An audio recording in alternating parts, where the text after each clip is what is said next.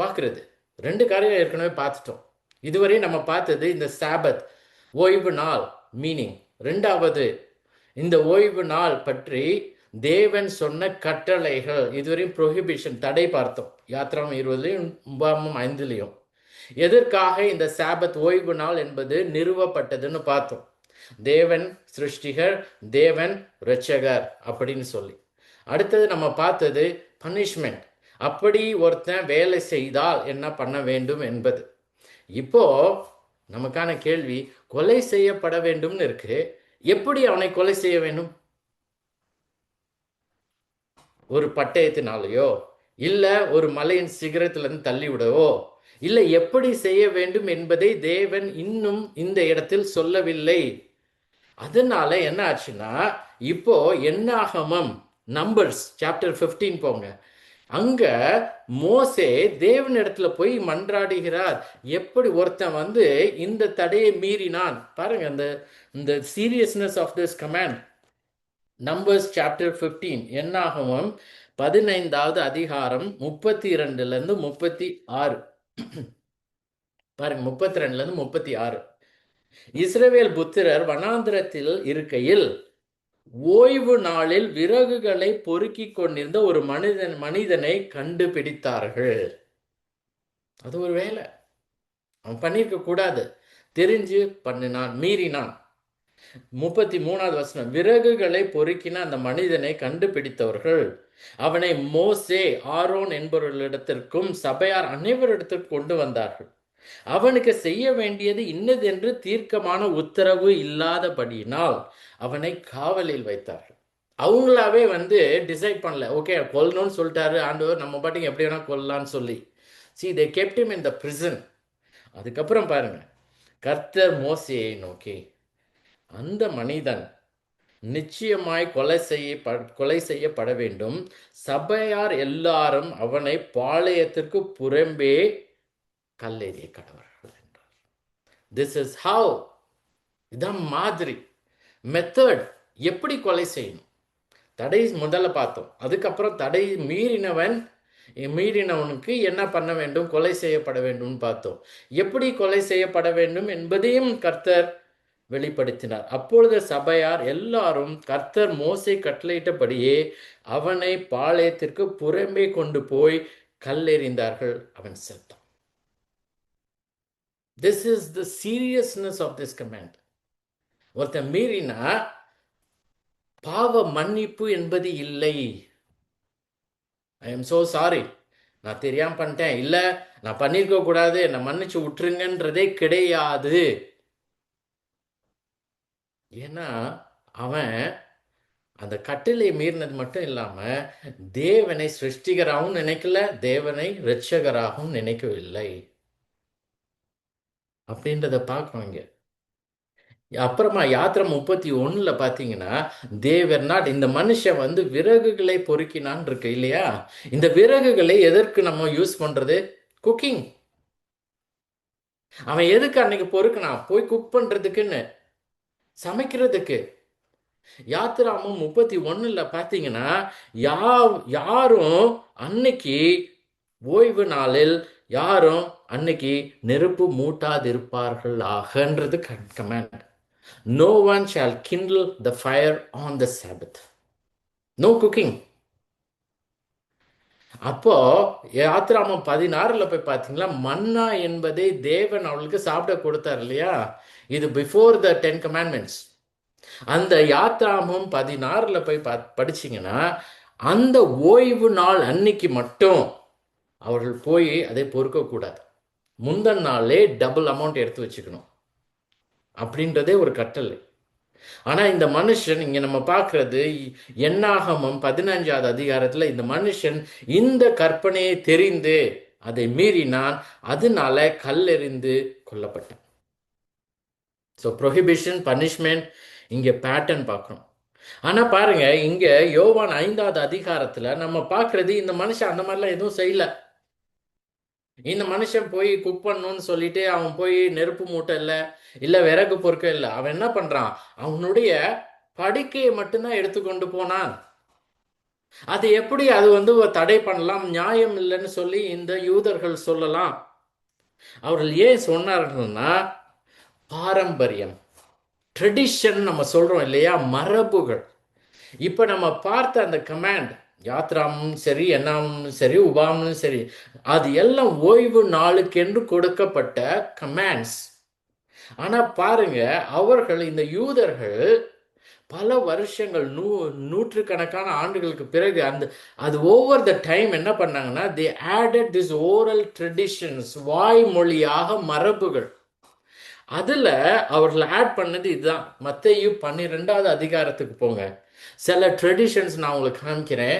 அது பைபிள்லயே இருக்குது. கடவுள் தேவன் சொல்லாத பல காரியங்களையும் அவர்கள் தடையாக சேர்த்தார்கள். இதெல்லாம் பண்ணக்கூடாது, அதெல்லாம் பண்ணக்கூடாதுன்னு. மத்தேயு 12வது அதிகாரம் போங்க. அதுல அந்த மரபு ஒன்றை காண்பேன். மத்தேயு 12 முதல் 2 வசனங்கள். அக்காலத்திலே இயேசு ஓய்வு நாளில், அகெயின் சாபத், பயிர் வழியாய் போனார், கிரெயின் ஃபீல்ட்ஸ். அவருடைய சீஷல் பசியாய் இருந்து கதிர்களை கொய்த்து தின்ன தொடங்கினார்கள். பரிசேயர் அதை கண்டு அவரை நோக்கி, இதோ ஓய்வு நாளில் செய்ய தகாததை உம்முடைய சீஷர்கள் செய்கிறார்களே என்றார்கள். This is a tradition. அவர்கள் ஒன்றும் அவங்க போய் சமைச்சு சாப்பிடல, சமைக்கணும்னு சொல்லி எதுவும் பண்ணல. அவர்கள் போற வழியில இருந்ததை சாப்பிட்டார்கள். அதுவே அவங்க தப்புன்னு சொன்னாங்க. அது மட்டும் இல்லாம 10வது வசனத்துல பாருங்க, இது மத்தேயு 12:10. அவர் அவ்விடம் விட்டு போய் அவர்களுடைய ஜெப ஆலயத்தில் பிரவேசித்தார். திஸ் இஸ் இந்த சினகாக். இப்ப நம்ம சர்ச்னு சொல்றோம்ல, அது மாதிரி சினகாக், வர்ஷிப்பிங் பிளேஸ். அங்க பாருங்க, அங்கே சூம்பின கையுடைய மனுஷன் ஒருவன் இருந்தான், விதவுட் ஹேண்ட். அப்பொழுது அவர் மேல் குற்றம் சாட்டும்படிக்கு என்ன சொல்றாங்க பாருங்க, ஓய்வு நாளில் சொஸ்தமாக்கிறது நியாயமா என்று கேட்டார். Even healing is pant.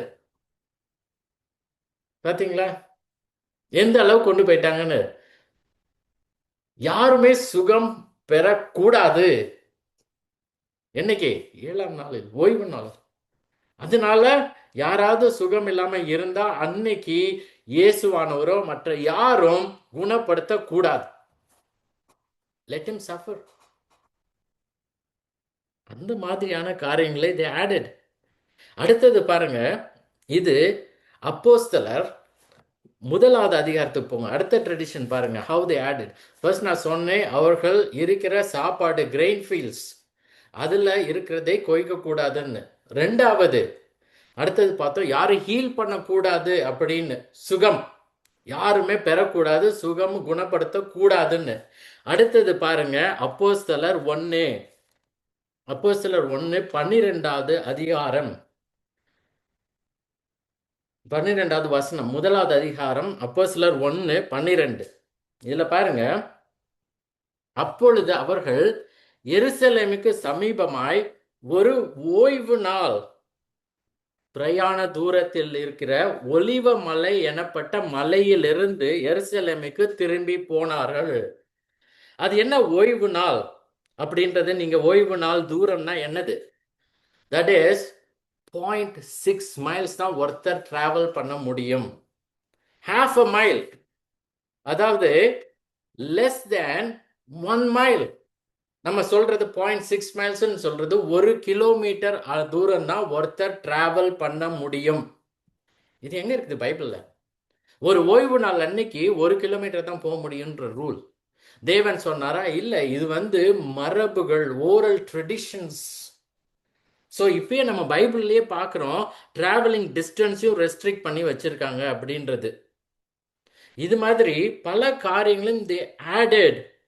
Even 9வது யோவான் 9:16 கூட பார்த்தோம்னா, அந்த மனுஷன் ஒரு கண்ணு தெரியாத பிறவி குருடன், அவனுக்கு இயேசுவானவர் கண் பார்வை கொடுத்தார். அவர்களுடைய கம்ப்ளைண்ட் அன்னைக்கு அதை செஞ்சிருக்க கூடாது, இயேசுவானவர் செய்திருக்க கூடாது அப்படின்றத they added.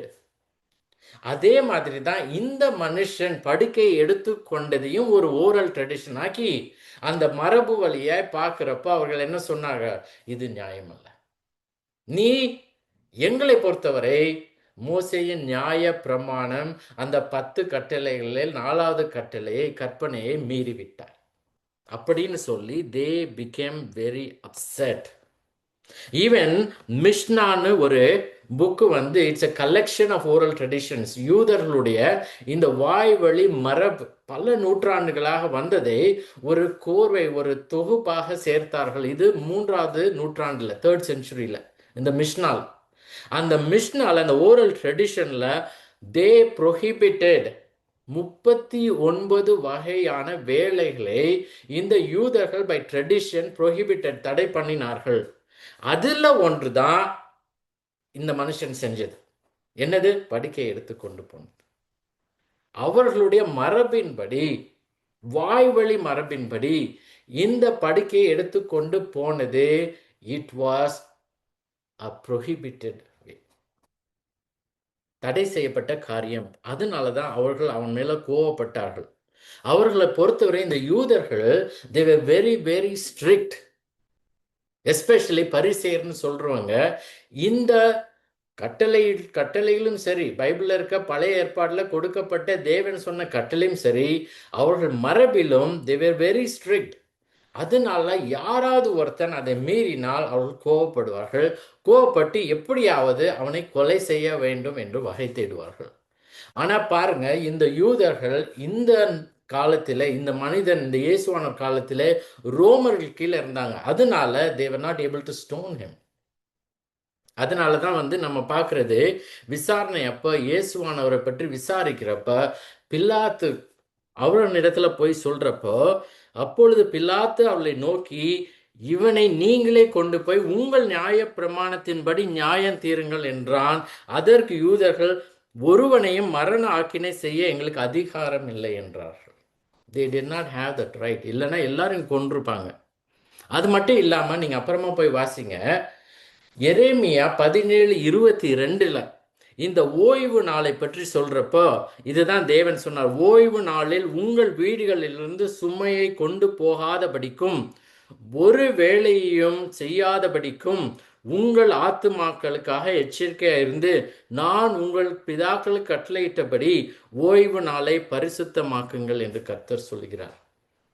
ஏன் அப்படி சொன்னார்னா, தேவன் அப்படிப்பட்ட கட்டளையை எரேமியா மூலமா கொடுத்தார்னா, நெகேமியால அதை போய் பார்த்தீங்கன்னா, நெகேமியா 13:15, நெகேமியா 13:15 பார்த்தீங்கன்னா, அன்னைக்கு ஓய்வு நாள் அன்னைக்கு குக்கே பண்ணக்கூடாதுன்னு இருக்கு, சமைக்க கூடாதுன்னு இருக்கு. அவர்கள் யூதர்கள் என்ன தெரியுமா பண்ணாங்க? தே கண்டக்டட் பிஸ்னஸ். ஓகே, பல காரியங்களும் விற்றார்கள். அதே மாதிரி மற்ற புறஜாதியார் விற்பதையும் போய் வாங்கினார்கள். அதனால இட் பிகேம், அன்னைக்கு ஓய்வு நாளை பரிசுத்தமாய் ஆசரிக்கிறதுக்கு பதிலாக அவர்கள் பாவத்தில் ஆசரித்தார், தேவனை மறந்தார்கள். அதை தான் பண்ணக்கூடாதுன்னு சொல்லி இருக்கிறது. ஸோ இப்போ நம்ம இங்கே பார்க்குறது என்னன்னா, இந்த மனுஷனோ இயேசுவானவரோ தேவன் கொடுத்த கட்டளையை மீறவில்லை. அவர்கள் மீறினது இந்த யூதர்கள் கட்டளையாக எண்ணப்பட்டதை மீறினார். அதனால தான் they became upset, they became angry, கோவப்பட்டார்கள். அதை எப்படி இன்னைக்கு நீ இந்த படுக்கையை எடுத்துக்கொள்ளலாம்? கூடாதே. எங்கள் மரபின்படி, எங்களுடைய நம்பிக்கையின்படி இது ஒரு வேலை, அந்த வேலை எதுவும் செய்யக்கூடாதுன்னு 10 கட்டளையில் இருக்கு, அது எப்படி நீ செய்யலாம் அப்படின்னு சொல்லி சொன்னார்கள்.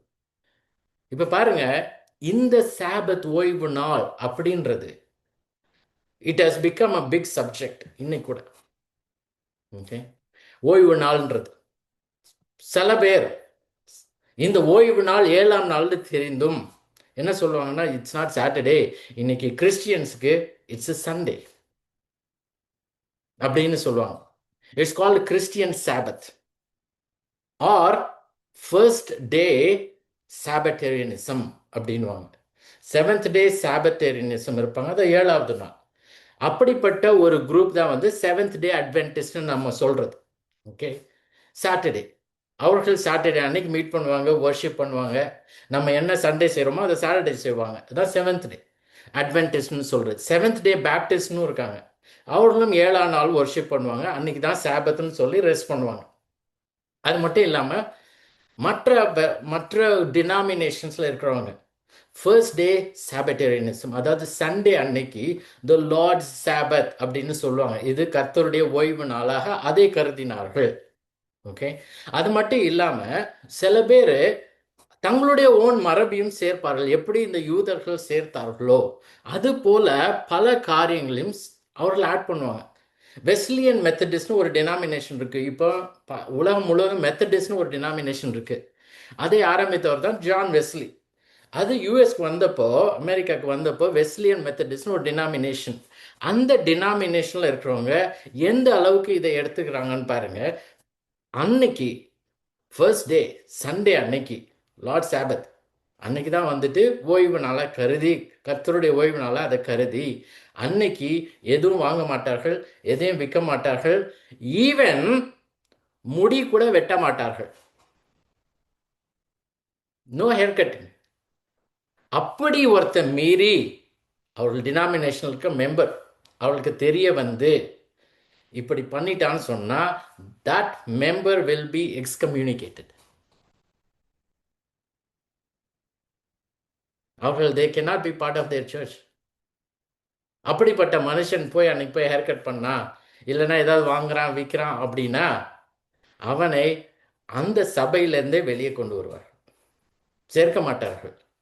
அதுக்கு ரெண்டே எக்ஸப்ஷன் தான். அது என்னன்னா, ஒன்று வாங்குறது விற்கிறது, யாராவது சுகம் இல்லாமல் இருந்தால் போய் மெடிசன்ஸ் வாங்கலாம், இல்லைன்னா ஏதாவது ஃபியூனரல் அரேஞ்ச்மெண்ட்ஸ், இது மட்டும்தான் அவங்களால பண்ண முடியும். மரபு எப்படி யூதர்கள் அந்த காலத்தில் இருக்கவங்களோ இன்னைக்கும் நிறைய மரபுகள், ட்ரெடிஷன்ஸ்.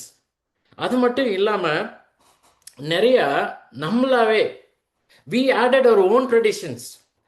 அதாவது இண்டிவிஜுவலாகவும் சரி ஃபேமிலியாகவும் சரி, here are some traditions that we follow. நிறைய பேர் ஓய்வு நாள் 7ஆம் நாள்னு நம்ம நினைக்காமல் முதல் நாள் அதுதான் லார்ட்ஸ் சாபத்துன்னு சொல்லிட்டு சண்டே அன்னைக்கு ஃபாஸ்ட் பண்ணுவாங்க, சாப்பிட மாட்டாங்க. தட் இஸ் அவங்களோட ஓன் ட்ரெடிஷன். சண்டே அன்னைக்கு சாப்பிடக்கூடாது அப்படின்றது அவங்க ட்ரெடிஷன். அதே மாதிரி சில பேர் வந்து டிவி பார்க்க மாட்டாங்க, தட் இஸ் தியர் ட்ரெடிஷன். அது மட்டும் இல்லாமல் இன்டர்நெட், நோ ரெக்ரியேஷன், விளையாட மாட்டாங்க. நம்ம கூட சொல்லுவோம், இப்போ சேரியட்ஸ் ஆஃப் ஃபயர் அப்படின்ற அந்த புக்கில் கூட நம்ம பார்க்குறோம் எப்படி அந்த மிஷனரியாக போனவர் சாட்டர்டே அன்னைக்கு ஓடவில்லைன்னு சொல்லிட்டு. That is his belief, his conviction. சில பேர் கடைகளுக்கு கூட போக மாட்டாங்க. அது மட்டும் இல்லாமல் நான் கிறிஸ்டியன்ஸோட பேசக்கூட மாட்டாங்க சண்டே அன்னைக்கு. திஸ் இஸ் ஆல் ட்ரெடிஷன்ஸ், அவங்களுடைய ஓன் ட்ரெடிஷன், மரபுகள். அன்னைக்கு சமைக்க மாட்டாங்க, ஏன்னா அந்த 10 கட்டளைகளின் போது யூதர்களுக்கு கொடுத்தது அந்த மாதிரியான கட்டளை. அதை இன்னைக்கு கிறிஸ்டியன்ஸ் வந்து நமக்குன்னு நினச்சி குக் பண்ண மாட்டாங்க. ஈவன் வேர்ட்ஸ், அன்னைக்கு பைக்கோ காரையோ பஸ்லையோ எதுலேயும் போக மாட்டாங்க, நடந்தான் போவாங்க. ஏன் அப்படின்னா யாத்ராமம் 31ல் நெருப்பு மூட்டாதிருப்பாயாகன்னு இருக்கு.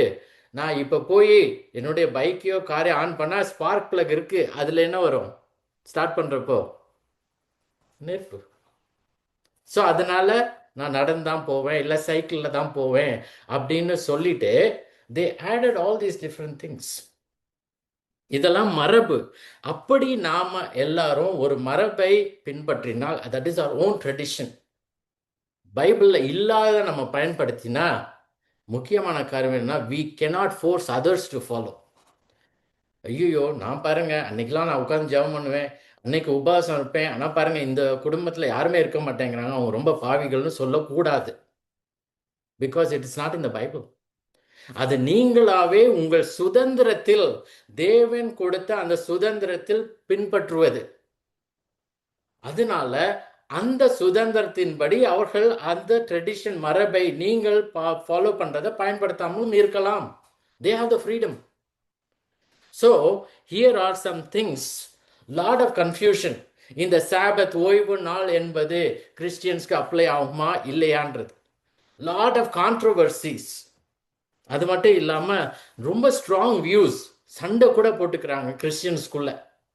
ஏன்னா டிஃப்ரெண்ட் வியூஸ் இருக்கு, ஏன்னா பைபிளில் இல்லை.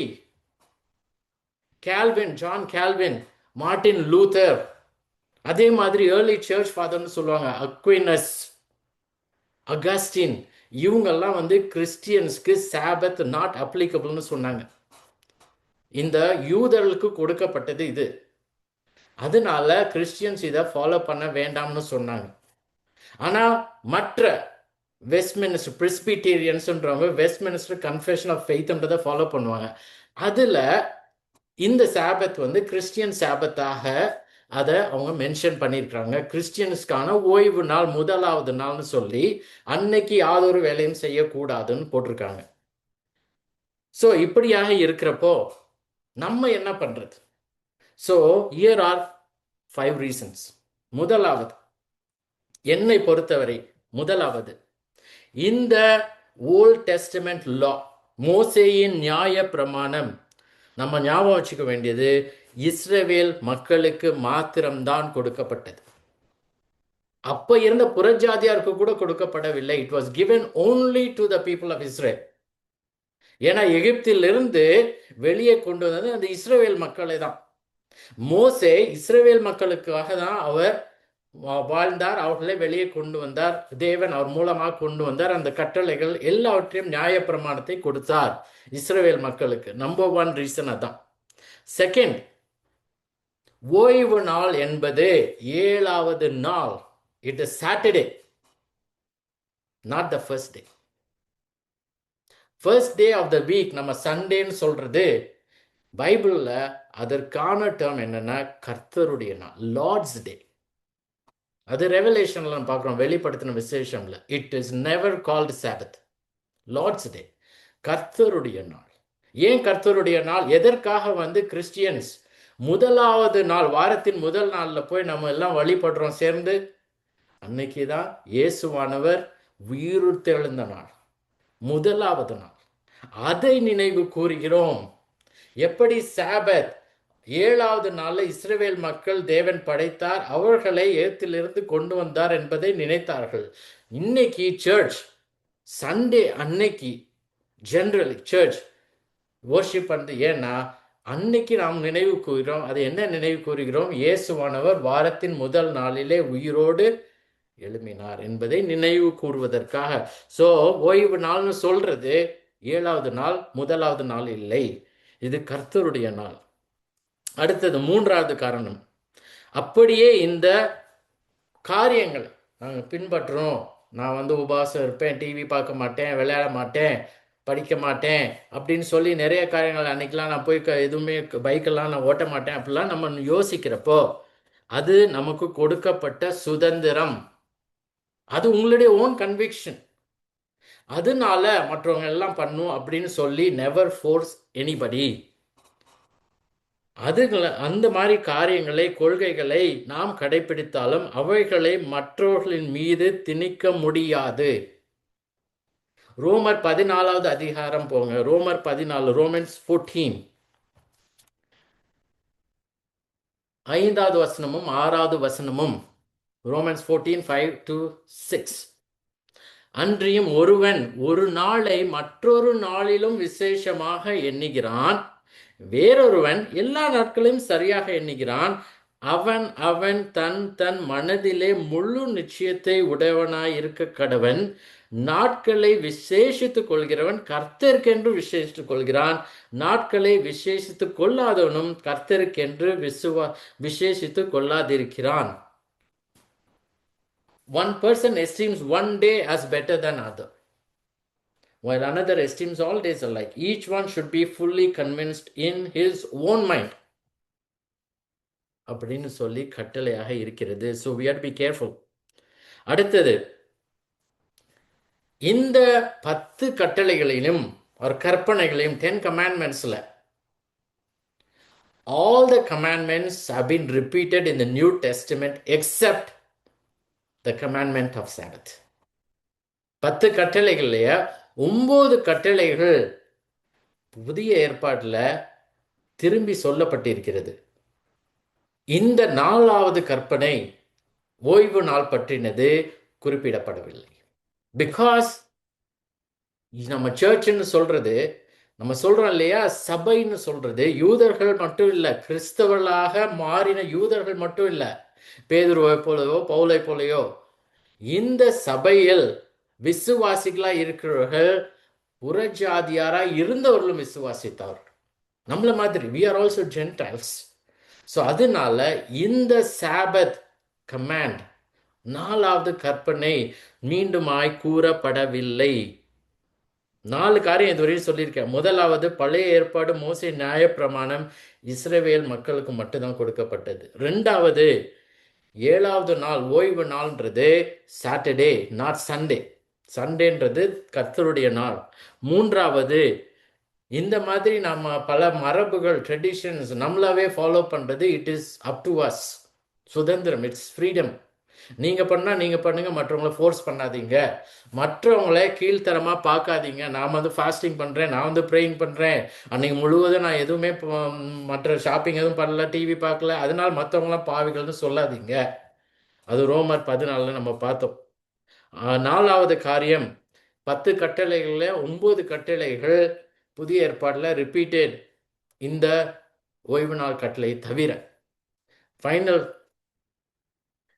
எல்லா கிறிஸ்தவர்களும் விசுவாசிகளாக இயேசு கிறிஸ்துவின் மீது விசுவாசிகளாக நமக்கு ஓய்வு என்பது, இளைப்பாறுதல் என்பது இயேசு கிறிஸ்துவின் மீது மட்டும்தான். அவர் ரெஸ்ட் இஸ் இன் கிரைஸ்ட். நம்ம வேலை செய்யாமல் இருக்கிறது எபிரேயர்ல நம்ம இப்ப பார்க்க போறோம். அதுல போட்டிருக்கிறது, எப்படி தேவன் படைப்பில் இருந்து ஓய்வு பெற்றாரோ அதே போல ஒவ்வொரு கிறிஸ்தவ மக்களும் ஒவ்வொருத்தரும் விசுவாசிகளா இருக்கிறதுனால நாம் நம்முடைய ரட்சிப்புக்கு என்று நாம் உழைக்க வேண்டாம். நம்மளுடைய ஓய்வு கிறிஸ்துவில் மட்டும்தான். 2 இடத்துல தான் கிறிஸ்தவர்களுக்கு என்று இந்த சாபத் பற்றி புதிய ஏற்பாடுல இருக்கு. 2மே கமாண்ட் கிடையாது, but rather it's an instruction, எப்படி நம்ம அதை பார்க்க வேண்டும் என்பது. அந்த 2 இடத்துல தான் நம்ம இப்போ பார்க்க போறோம். முதலாவது, கொலோசியர் 2வது அதிகாரத்துக்கு போங்க. கொலோசியன்ஸ் சாப்டர் 2, கொலோசியர் 2 16, 17. கொலாசியன்ஸ் chapter 2 16 and 17.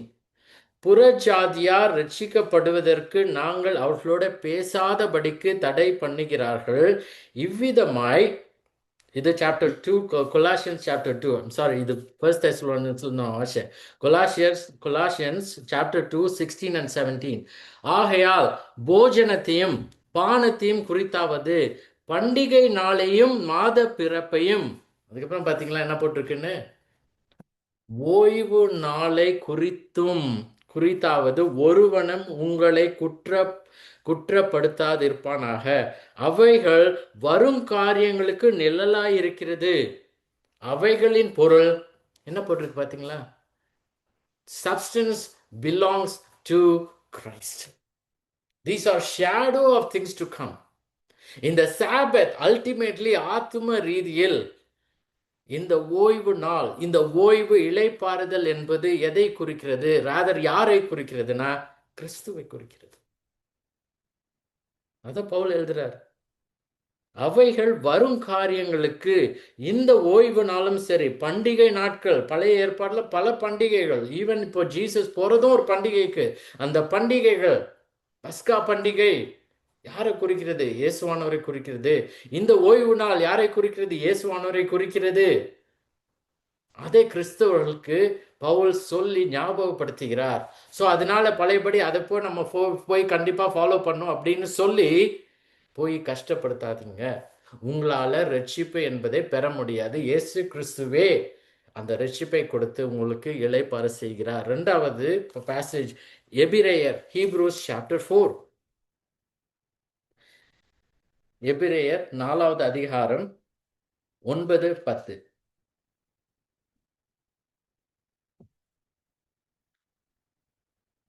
So then, there remains a Sabbath rest for the people of God, for whoever has entered God's rest has also rested from his works as God did from his.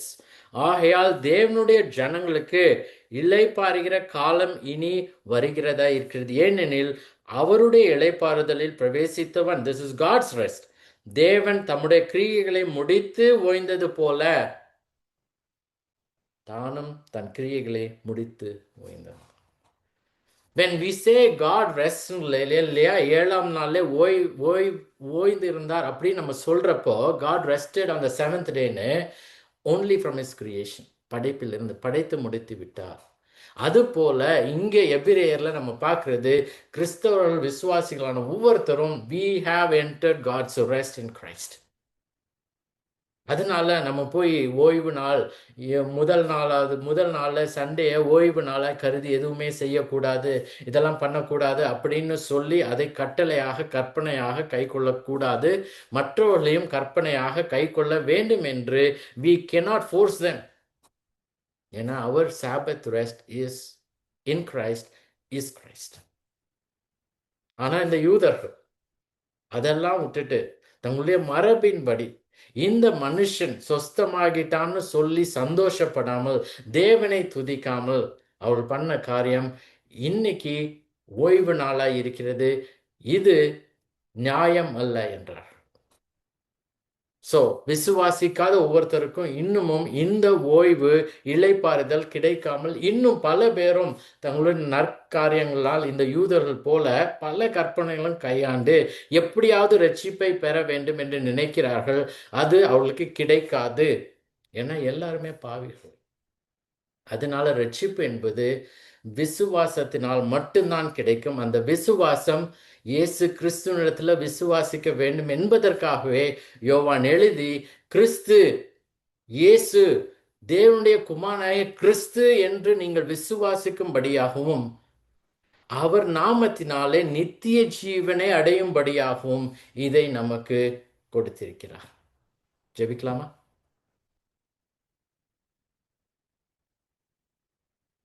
அன்பின் தகப்பனே, கிருபையின் ஆண்டவரே, எங்களுக்கு இந்த உண்மைகளை நீர் எங்களுக்கு, சத்தியங்களை நீர் எங்களுக்கு கற்று தந்ததற்காக நன்றி ஆண்டவரே. பல நேரங்களும் ஆண்டவரே நாங்களும் இந்த யூதர்களை போல எங்கள் மரபுகளையும் சேர்த்து மற்றவர்களை அதன் மூலமாக பார்த்து அவர்களை கீழ்த்தரமாக பாவிகளாக கருதுகிறோம். எங்களை மன்னித்தல்லும். நாங்களும் ஆண்டவரே